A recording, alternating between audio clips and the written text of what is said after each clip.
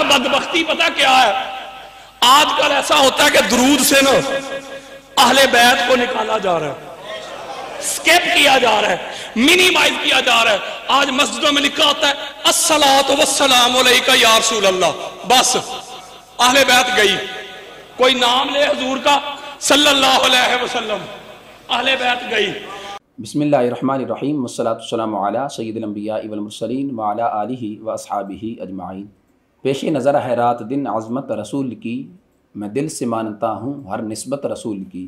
آل نبی کا پیار ہے دارین کی فلاح، قرآن کی ہمراز ہے عطرت رسول کی۔ السلام علیکم ورحمۃ اللہ تعالی وبرکاتہ۔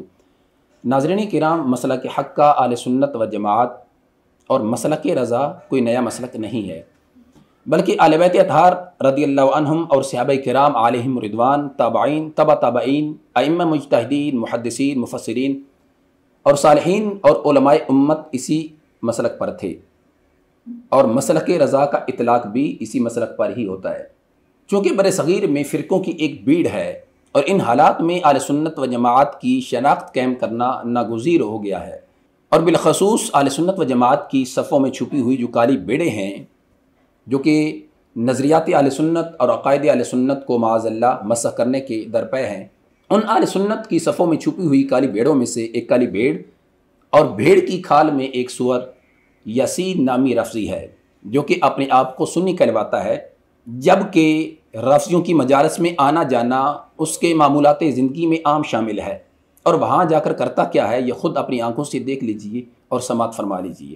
آج کل بدبختی پتہ کیا ہے؟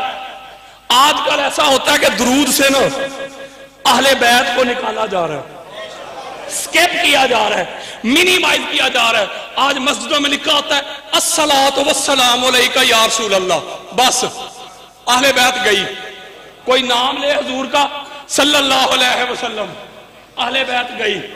جی ناظرین کرام، آپ نے سماعت فرمایا، موصوف دعویٰ کر رہا تھا کہ آج کل درود شریف سے اہل بیت اطہار رضی اللہ تعالیٰ عنہم کو نکالا جا رہا ہے۔ دلیل کیا دی ہے کہ الصلاۃ والسلام علیکہ یا سیدی یا رسول اللہ صلی اللہ علیہ وسلم، اس کے اندر سے آل پاک کا ذکر نکال دیا گیا معاذ اللہ، جبکہ اس موصوف نے مکمل درود شریف نہیں پڑھا کہ الصلاۃ والسلام علیکہ یا سیدی یا رسول اللہ وعلی آلکہ واصحابک یا سیدی یا حبیب اللہ صلی اللہ علیہ وسلم۔ کیوں نہیں پڑھا؟ اس لیے کہ وہ مجلس شیعوں کی مجلس تھی، اور اگر یہ مکمل پڑھتا تو آل پاک کے ذکر کے ساتھ اصحاب کا بھی ذکر آ جاتا، پھر رفضی اس کو کیا کہتے؟ جو اس کا مقصد تھا وہ پورا نہ ہوتا۔ تو اس نے مازداد لینے کے لیے اور اپنے آپ کو یہ باور کروانے کے لیے، اپنے آپ کو یہ شو کروانے کے لیے کہ میں تمہارا ہوں، اب اس شخص سے، اس رفضی سے کوئی بندہ پوچھے کہ سنیوں کی جس مسجد میں تو سنی بن کر رفضیت کو پروموٹ کر رہا ہے، کہ اس مسجد میں درود شریف صرف اتنا ہی لکھا ہوا ہے جتنا کہ تو کہہ رہا ہے؟ جبکہ ایسا نہیں ہوگا۔ اگر تو وہ اہل سنت و جماعت حنفی مسلک کی ہے تو اس کے اندر مکمل درود شریف لکھا ہوگا الصلاۃ والسلام علیکہ یا رسول اللہ وعلی آلکہ واصحابک یا سیدی یا حبیب اللہ صلی اللہ علیہ وسلم۔ کیونکہ سنی وہ سنی ہی نہیں ہے جو کہ سرکار دو عالم نور مجسم شفیع معظم صلی اللہ علیہ وسلم کی ذات پر درود و سلام بھیجتا ہو، لیکن آل پاک پر وہ درود نہ بھیجتا ہو، وہ سنی ہو ہی نہیں سکتا۔ کیونکہ میں وہ سنی ہوں جمیل قادری، مرنے کے بعد میرا لاشا بھی کہے گا الصلاۃ والسلام علیکہ یا رسول اللہ وعلی آلکہ واصحابک یا سیدی یا حبیب اللہ۔ تو ناظرین کرام، اسی طرح اس رافضی نے آج ایک اور خیانت عظیمہ سے کام لیتے ہوئے دروغ گوئی، کذب بیانی اور بہتان بازی اور الزام تراشی سے کام لیا ہے۔ قبل اس کے کہ میں اس کی کذب بیانی کا آپ کے سامنے پردہ چاک کروں، یہ بات آپ اچھی طرح ذہن نشین کر لیجیے گا کہ قرآن سنت کی تصریحات کے مطابق انبیاء کرام علیہ السلام اور فرشتوں کے علاوہ کوئی بھی معصوم نہیں ہے، جیسا کہ علامہ تفتزانی علیہ الرحمہ نے شرح عقائد نصفیہ کے اندر صفحہ نمبر 306 پر یہ تعریف فرمایا ہے کہ ان الانبیاء علیہ السلام معصومون، کہ انبیاء کرام علیہ السلام معصوم ہیں، معصوم عن الخطا ہیں۔ اور اسی طرح شرح عقائد نصفیہ شرح نبراس جامع المعقول والمنقول علامہ عبدالعزیز پرہروی رحمہ اللہ تعالیٰ نے یہ لکھا ہے صفحہ نمبر 287 پہ 287، فرماتے ہیں کہ الملائکۃ عباد اللہ تعالی العاملون بامرہ یرید انہم معصومون. اور اسی طرح ملا علی قاری علیہ رحمہ نے منح الروض الازہر فی شرح فقہ الاکبر اس کے صفحہ نمبر 56 پر یہ تحریر فرمایا ہے کہ الانبیاء علیہم السلام کلہم منزہون ای معصومون. اور اسی طرح امام اہل سنت مجددین ملت پروانہ شمع رسالت الشاہ امام احمد رضا خان فاضل بریلوی قدس سر العزیز نے فتاوی رضویہ شریف کی جلد نمبر 14 صفحہ نمبر 187 پر یہ تحریر فرمایا ہے کہ بشر میں انبیاء کرام علیہ السلام کے سوا کوئی بھی معصوم نہیں. اور خلیفہ اعلی حضرت مفتی محمد امجد علی اعظمی رحمہ اللہ تعالی صاحب بہار شریعت نے بہار شریعت کی جلد نمبر 1 صفحہ نمبر 38 پہ یہ لکھا ہے. فرماتے ہیں کہ نبی کا معصوم ہونا ضروری ہے اور عصمت نبی اور فرشتے کا خاصہ ہے، یعنی نبی اور فرشتے کے سوا کوئی معصوم نہیں. تو انبیاء کرام علیہ السلام اور ملائکہ کے علاوہ کسی کو بھی معصوم عن الخطا ماننا یہ گمراہی و بددینی ہے. قرآن سنت کی تصریحات یہی ہے اور یہی اہل سنت و جماعت کا موقف ہے جو کہ 14 صدیوں سے چلا آ رہا ہے. اب یہ موصوف تو کہہ رہا تھا کہ جی کوئی ایک ایسا بزرگ دکھا دیں کہ جس نے یہ لکھا ہو. چونکہ وقت مختصر ہے اس کے اندر یہ چند حوالہ جات پیش کیے ہیں. تو ناظرین کرام اب آتے ہیں اپنے نفس مسئلہ کی طرف کہ اس موصوف اس رافضی نے حضرت قبلہ کنز العلماء بحر العلوم معلم یاس حضرت مولانا مفتی ڈاکٹر محمد اشرف آصف جلالی چیئرمین تحریک لبیک یا رسول اللہ صلی اللہ علیہ وسلم کے بیان میں سے ما قبل ما بعد کاٹ کے ایک مختصر کلپ چلایا جو کہ مکمل بیان اور مکمل خطاب 28 فروری 2020 بروز جمعۃ المبارک جامعہ غوثیہ ضیاء الاسلام کڑیاں والا ضلع گجرات میں شان مولا علی سیمینار رضی اللہ تعالی عنہ میں بیان کیا گیا. اور ٹاپک کیا تھا؟ محبت اہل بیت اطہار رضی اللہ عنہم کی فرضیت اور محبت اہل بیت اطہار رضی اللہ عنہم کی شرائط، کہ اہل بیت اطہار رضی اللہ عنہم کی محبت کتنی ضروری ہے، کتنی لازم ہے اور اس کی شرائط کیا ہیں، جو کہ تقریباً 2 گھنٹوں پر مشتمل تھا، جو کہ قرآن سنت سے دلائل پیش کیے گئے. اور اس کے اندر حضرت قبلہ کنز العلماء دامت برکاتہم العالیہ نے آیا کریمہ پیش کرتے ہوئے فرمایا انما یرید اللہ لیذھب عنکم الرجس اہل البیت ویطہرکم تطہیرا. یہ آیا کریمہ پیش فرمائی اور فرمایا کہ اس آیا کریمہ کے تحت تاجدار گولڑا حضرت پیر سید میر علی شاہ صاحب رحمہ اللہ تعالیٰ نے یہ لکھا ہے اپنی کتاب تصفیہ ما بین السنی و شیعہ کے اندر کہ لفظ تطہیر کا معنی اہل سنت کے نزدیک اور ہے اور روافظ کے نزدیک اور ہے. یعنی روافظ انبیاء کرام علیہ السلام کے علاوہ اور فرشتوں کے علاوہ 5 تن پاک اور 14 اماموں کو معصوم مانتے ہیں، جبکہ اہل سنت و جماعت کا جو 14 صدیوں سے موقف چلا آ رہا ہے وہ یہی ہے کہ انبیاء کرام علیہ السلام اور فرشتوں کے علاوہ کوئی بھی معصوم نہیں ہے. یعنی 5 تن پاک محفوظ عن الخطا ہیں کہ اللہ تبارک و تعالی جل جلالہ کی ذات اگر انہیں خطا سے محفوظ رکھے تو اس کی شان ہے، لیکن ہم ان کو معصوم نہیں کہہ سکتے. اور انبیاء کرام علیہ السلام اور فرشتوں کے علاوہ کسی کو بھی، کسی ولی، کسی امام کو معصوم عن الخطا جاننا یہ گمراہی و بددینی ہے.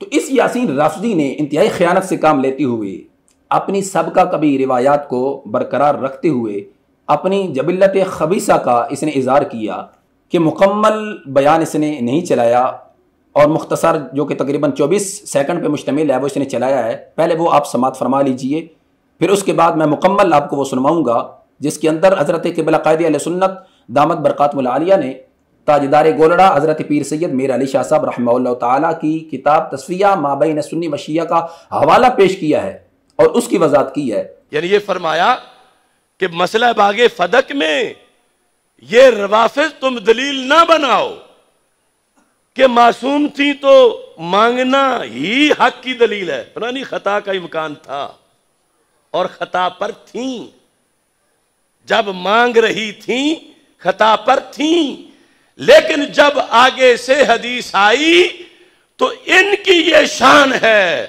کہ جن کے جگر کا ٹکڑا ہے ان کی حدیث سن کے سر تسلیم خم کر لیا. جی ناظرین کرام آپ نے سماعت کیا ہے. اب اس بیان کا وہ مکمل کلپ، مکمل حصہ کہ جہاں پہ قبلہ قائد اہل سنت نے حوالہ پیش فرمایا ہے وہ بھی سماعت فرما لیجئے. یہ پیر میر علی شاہ صاحب رحمۃ اللہ علیہ یہ تصفیہ ما بین سنی و شیعہ، یہ جتنے سادات کو آج تکلیف ہو جاتی ہے میرا ان سے یہ چیلنج ہے کہ وہ پیر مہر علی شاہ کو تو سید مانتے ہیں نا، یہ چھوٹی سی کتاب پر ہی آ کے ہمارے ساتھ بات کر لے۔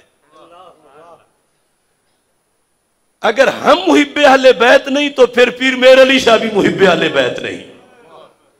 اگر ہم محب اہل بیت نہیں تو پھر یہ کشف المحجوب والے گنج بخش بھی محب اہل بیت نہیں۔ کشف المحجوب پہ آ جائیں۔ اگر کوئی تم میں سے یہ سمجھے نا کہ ہم ان کے میرٹ پہ پورا اتر جائیں، روافض بھی ہمیں محب اہل بیت مان لیں، تو آپ کبھی نہیں اتر سکتے اس وقت تک جب تک کہ جہنمی نہ بنے۔ یہ ہمارے یہاں ائمہ نے لکھا، کیونکہ ان کی ہر بات میں فرق ہے۔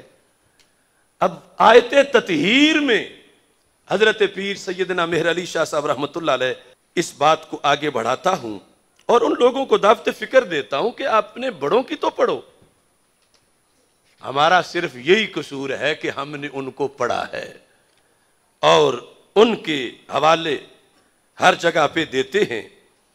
یہاں مسئلہ باغ فدق پر سیدنا پیر مہر علی شاہ صاحب رحمۃ اللہ علیہ نے لکھتے لکھتے ایک دلیل کا جواب دیا جو روافض کی دلیل تھی۔ روافض نے کہا کہ سیدہ فاطمہ رضی اللہ تعالی عنہا کا مانگ لینا، دعویٰ کرنا کہ یہ میرا ہے، بس یہی کافی تھا۔ ابو بکر صدیق رضی اللہ تعالی عنہ جو بھی کر لیں آگے سے وہ کچھ نہیں کر سکتے۔ کیوں؟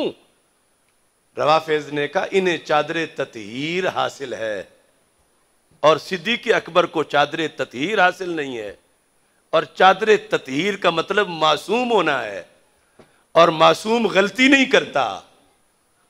تو پھر حضرت فاطمہ رضی اللہ تعالی عنہا کا دعویٰ تو اس آیت سے ثابت ہو گیا۔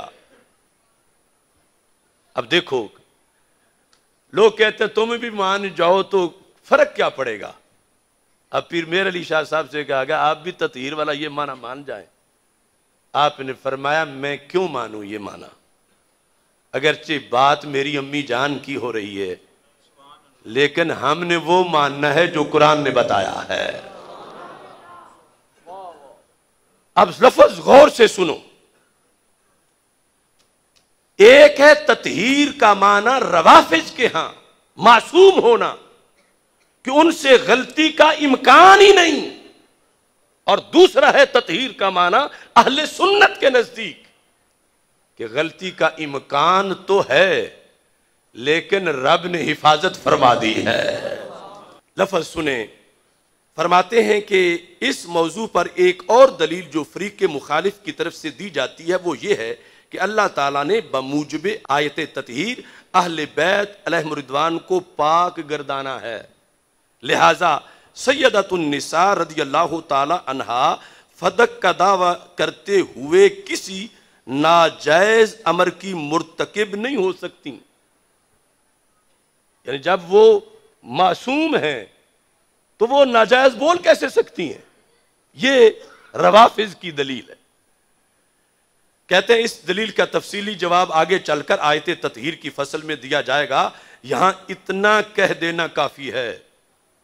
یہ اگلے جملے جو ہے نا، میں بولوں کوئی بھی آج کا بولے تو دوسری طرف سے فوراً کہا جائے گا ان کے دل میں کوئی مروڑ ہے،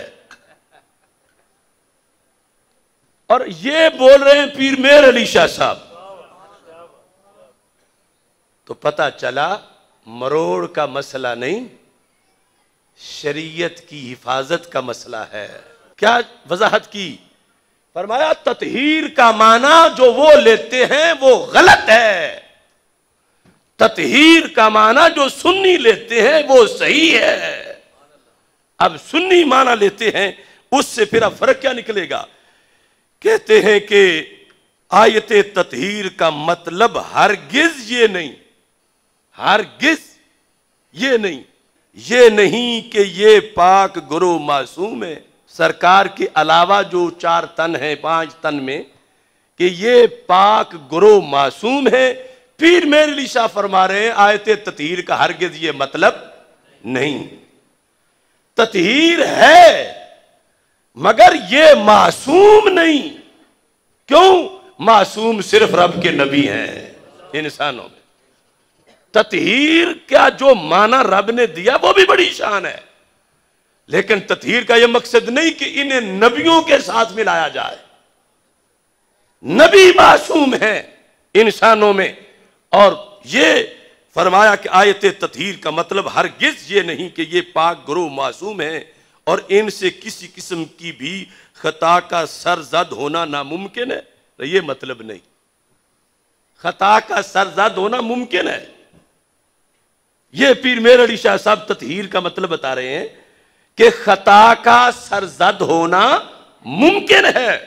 تو پھر فرماتے ہیں اس کا یہ مطلب ہے کہ اگر بمقتضائے بشریت ان سے کوئی خطا سرزد بھی ہو تو وہ عفو و تطہیر الہی میں داخل ہوگی. رب عفو کر دے گا. یہ نہیں کہ خطا ممکن ہی نہیں رہی.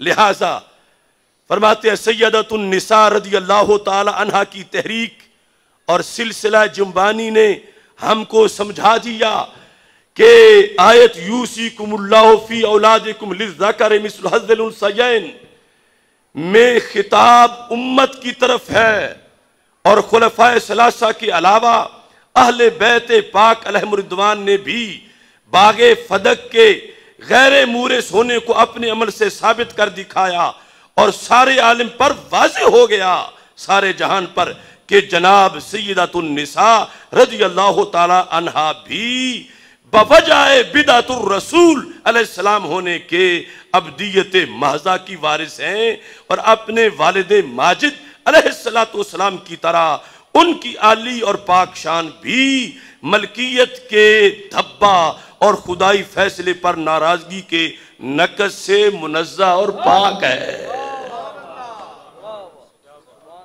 یعنی یہ فرمایا کہ مسئلہ باغ فدق میں یہ روافض تم دلیل نہ بناؤ کہ معصوم تھی تو مانگنا ہی حق کی دلیل ہے. پرانی خطا کا امکان تھا اور خطا پر تھیں، جب مانگ رہی تھیں خطا پر تھیں، لیکن جب آگے سے حدیث آئی تو ان کی یہ شان ہے کہ جن کے جگر کا ٹکڑا ہے ان کی حدیث سن کے سر تسلیم خم کر لیا. یہ معزز سامعین و ناظرین آپ نے سماعت فرما لیا ہے. یقیناً آپ میں سے جو صاحب علم لوگ ہیں، ذی عقل ذی شعور لوگ ہیں، وہ تو جان چکے ہوں گے کہ حقیقت کیا ہے، کہ حضرت قائد اہل سنت حضور کنز العلماء دامت برکاتہم العالیہ نے عقائد اہل سنت ہی پیش کیے ہیں، جو کہ تاجدار گولڑا حضرت سیدنا پیر میر علی شاہ صاحب رحمہ اللہ تعالیٰ نے لکھا ہے اور وہی حوالہ پیش کیا ہے. اگر تو اس رافضی کی گفتگو کو دیکھا جائے تو جو حضرت قائد اہل سنت حضرت کنز العلماء دامت برکاتہم العالیہ پہ FIR کٹ رہی ہے خارجی ہونے کی اور نسبی ہونے کی، وہ تو پھر FIR معاذ اللہ حضرت سیدنا پیر میر علی شاہ صاحب رحمہ اللہ تعالیٰ پر بھی کٹتی ہے، چونکہ لکھا انہوں نے ہے، کتاب ان کی ہے، اور حوالہ صرف حضرت قائد اہل سنت دامت برکاتہم العالیہ نے پیش کی ہے. یعنی یہ رافضی کہاں تک زبان درازی کرتا ہے کہ جب اس نے یہ گفتگو کی تو میں نے اس سے فون پر رابطہ کیا اور میں نے اس کو بولا کہ حضرت قائد اہل سنت دامت برکاتہم العالیہ نے پیر سید میر علی شاہ صاحب رحمہ اللہ تعالیٰ کی کتاب کا حوالہ پیش کیا ہے، اپنی طرف سے انہوں نے کچھ بھی نہیں کہا. تو اس کے آگے سے الفاظ کیا تھے؟ اس نے کہا تھا کہ جس نے بھی لکھا ہے پیر میر علی شاہ سے بڑے بھی لوگ گزرے ہیں. پیر سید میر علی شاہ صاحب نے تصفیہ مابین سنی بتا رہا ہوں، میر علی شاہ سے بڑے بھی گزرے ہیں. تو میں ایک لمحے کے لیے جن سادات کرام کو اس نے مخاطب کر کے یہ کہا تھا کہ اب وقت ہے کہ ان کا بائیکاٹ کرو، یہ کرو وہ کرو، ان سادات کرام سے بڑے ہی ادب سے یہ گزارش کروں گا کہ حضرت سیدنا پیر میر علی شاہ صاحب رحمہ اللہ تعالیٰ سید نہیں ہے.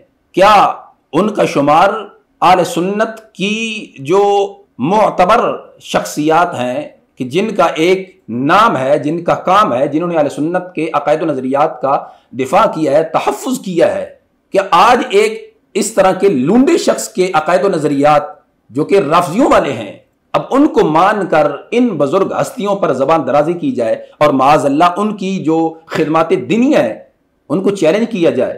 کیا انہیں اپنی امی جان حضرت سیدہ کائنات سیدہ خاتون جنت سیدہ فاطمہ الزہرا رضی اللہ تعالی عنہا سے محبت عقیدت نہیں تھی؟ کیا ان کو اپنی امی جان کا ادب و احترام نہیں تھا جو کہ آج اس رفضی کو معاذ اللہ اتنا زیادہ جوش آ گیا ہے. اب حضرت سیدنا پیر میر علی شاہ صاحب رحمہ اللہ تعالی نے جو اپنی کتاب میں لکھا ہے، اور یقیناً یہی اہل سنت کا موقف ہے، اور یہی جو اہل سنت کے اسلاف ہیں، جمہور اہل سنت ہیں، انہوں نے یہی لکھا ہے. اب فقہ الاکبر کے اندر حضرت سیدنا امام اعظم ابو حنیفہ رحمہ اللہ تعالی کی جو کتاب ہے، اس کی جو شرح لکھی گئی ہے ملا علی قاری علیہ رحمہ نے، اس کے اندر انہوں نے یہی لکھا.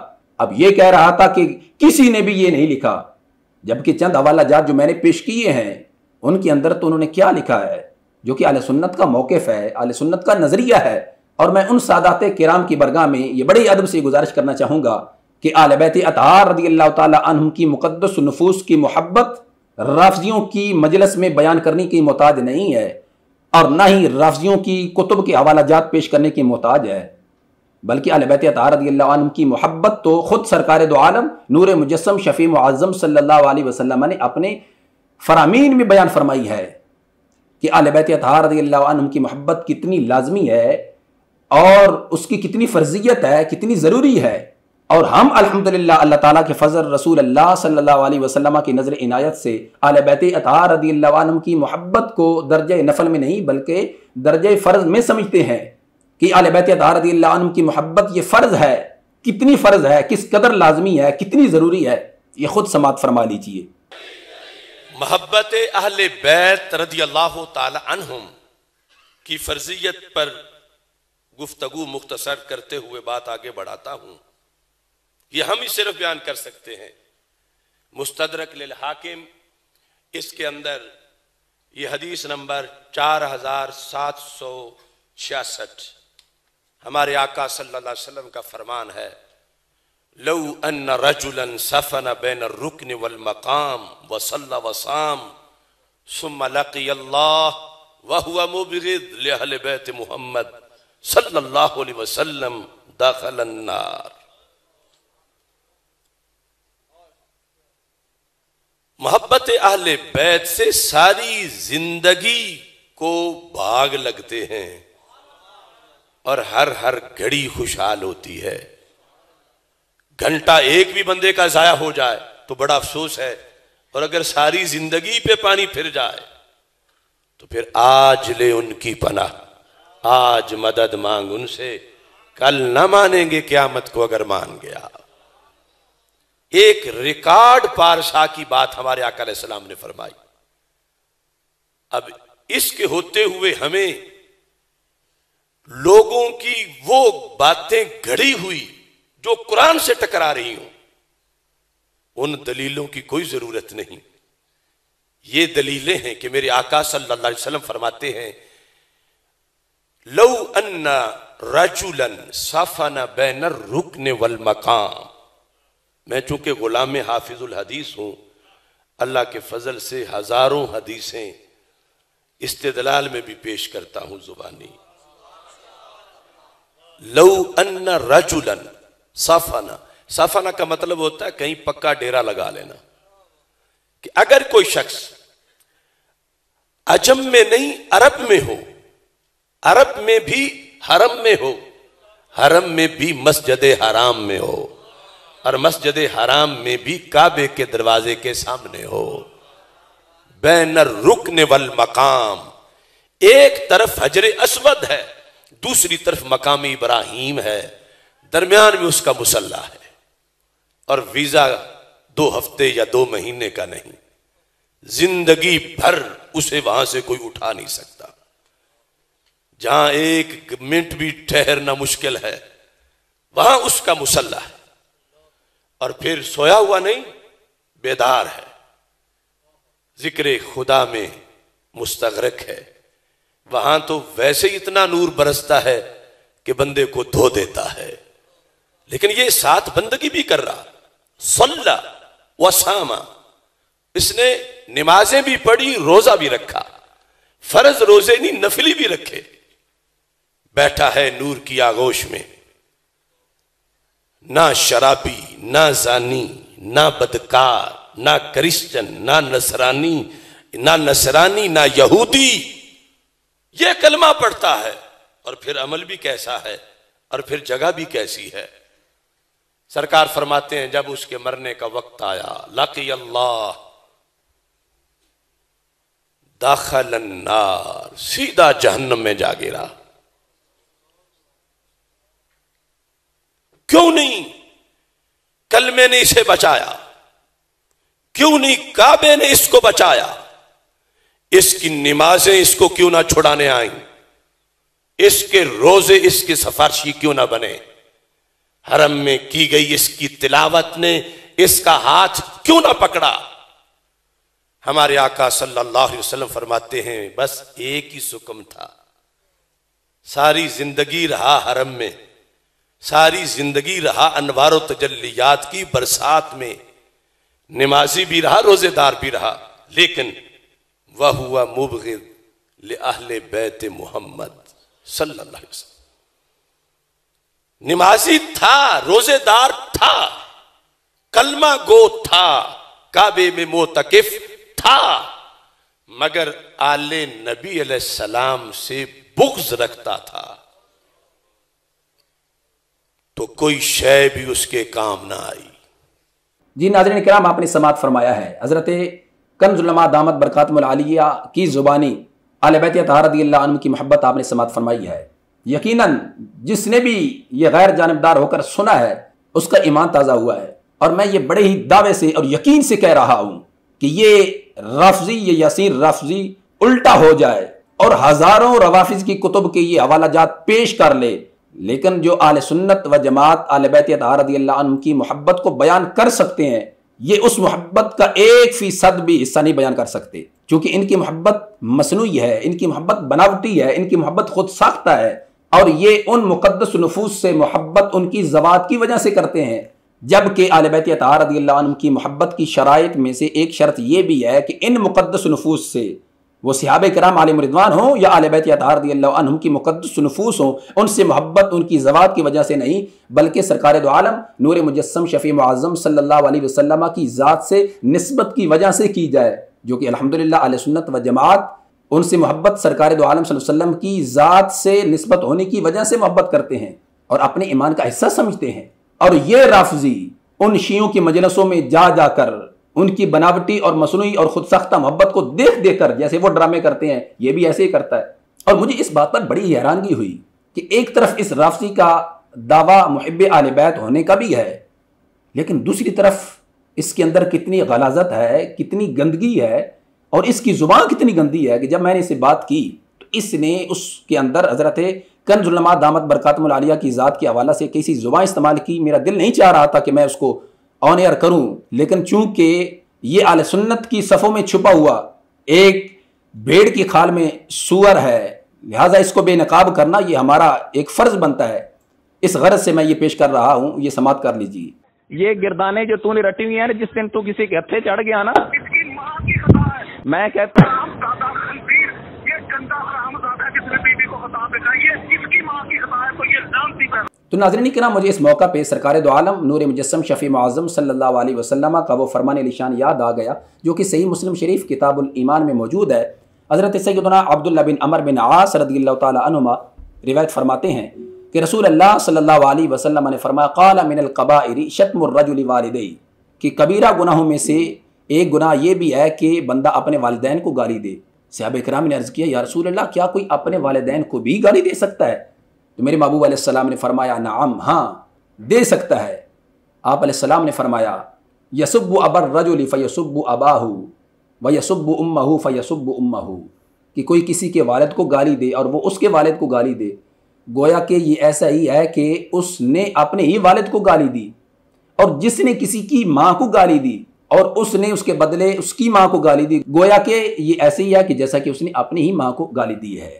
اب میں کوئی یہ نہیں کہنا چاہ رہا کہ حضرت قبلہ قائد اہل سنت کنز العلماء دامت برکاتہم العالیہ اس یاسین رافضی کے بارے میں اس طرح کے کوئی الفاظ استعمال کریں گے، نہیں. الحمدللہ آپ کی ذات الحب فی اللہ والبغض فی اللہ کے تحت محبت کرنے والی ہے اور بغض رکھنے والی ہے، اور ذاتیات کے لحاظ سے کسی سے وہ عداوت نہیں رکھنے والے. لیکن اس موصوف کو جو سوشل میڈیا کے ذریعے جو کچھ اس کو مل رہا ہے، اور جتنے محبت کرنے والے اہل سنت و جماعت سے تعلق رکھنے والے عقائد و نظریات اہل سنت کا دفاع اور تحفظ کرنے والے ہیں، جو کچھ اس کو کہہ رہے ہیں یہ خود ہی فیصلہ کر سکتا ہے. تو لہٰذا ناظرین کرام اے آل سنت و جماعت، یہ یاد رکھنا یہ دور فتنوں کا دور ہے، اور جب بھی کسی فتنے نے سر اٹھانے کی ناکام کوشش کی ہے، اللہ تعالیٰ کے فضل، رسول اللہ صلی اللہ علیہ وسلم کی نظر عنایت سے اسی فتنے کا سر کچلنے کے لیے جو شخص میدان عمل میں ہمیں کھڑا دکھائی دیتا ہے اور اہل سنت و جماعت کے عقائد و نظریات کا دفاع کرتا اور تحفظ کرتا دکھائی دیتا ہے، وہ شخص کوئی عام شخص نہیں ہے، وہ خنجر اعلی حضرت، وہ شیر اعلی حضرت، وارث علوم اعلی حضرت مفتی ڈاکٹر محمد اشرف آصف جلالی، چیئرمین تحریک لبیک یا رسول اللہ صلی اللہ علیہ وسلم کی ذات ہے۔ لہٰذا اے اہل سنت، اپنی صفوں میں چھپی ہوئی کالی بھیڑوں کو تلاش کرنے کا وقت ہے کہ جو اپنے آپ کو سنی کہلواتے ہیں لیکن بولی رافضیوں کی بولتے ہیں، بولی خارجیوں کی بولتے ہیں۔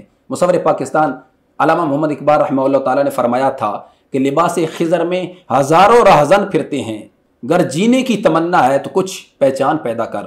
اگر تم واقعی اہل سنت و جماعت کے عقائد و نظریات سے پیار کرتے ہو، ان کا دفاع چاہتے ہو، ان کا تحفظ چاہتے ہو، پھر اس جیسی کالی بھیڑوں کو باہر نکالنے کا وقت ہے اور اپنے عقائد و نظریات کا تحفظ اور دفاع کرنے کا وقت ہے۔ اور میرے امام نے، امام اہل سنت مجدد دین و ملت اشاہ امام احمد رضا خان فاضل بریلوی قدس سر العزیز نے جو فرمایا تھا کہ سونا جنگل رات اندھیری چھائی بدلی کالی ہے، سونے والو جاگتے رہیو چوروں کی رکھوالی ہے۔ اور میں اس رافضی کو یہ کہنا چاہوں گا کہ بند کمرے میں بیٹھ کر کب تک تو دروغ گوئی، کس بیانی، الزام تراشی اور خیانت عظیمہ سے کام لے کر حق کو، صداقت کو چھپاتا رہے گا؟ سامنے بیٹھ کر بات کرنا تو درکنار، تو فون پہ بات نہیں کرتا، کاٹ دیتا ہے، لیکن بکری کی ماں کب تک خیر منائے گی؟ ایک دن چھری کے نیچے ضرور آنا ہے۔ اور میں آخر میں پاکستان کے مقتدر اداروں سے یہ کہنا چاہوں گا کہ اس شر پسند کو لگام کیوں نہیں ڈالی جاتی کہ جو رافضیت کا وائرس پھیلا رہا ہے اور نظریات اہل سنت، جمہور اہل سنت سواد اعظم کی جو 14 صدیوں کی تاریخ ہے اس کو چیلنج کر رہا ہے، اس کو کیوں نہیں لگام ڈالی جاتی؟ اگر اس کے اندر زیادہ ہی رافضیت سرایت کر گئی ہے اور رافضیت کے جراثیم زیادہ ہی اس کے اندر جوش مر رہے ہیں، تو ہمارے پاس بھی اللہ کے فضل، رسول اللہ صلی اللہ علیہ وسلم کی نظر عنایت سے صدیقی، فاروقی، عثمانی سپرے موجود ہے۔ ایک دفعہ کرنے کی ضرورت ہے۔ اصحاب نبی کے چرچے سے جو بغض کی آگ میں جلتے ہیں، ہم رضی اللہ کی پھواروں سے وہ جلتی آگ بجھائیں گے۔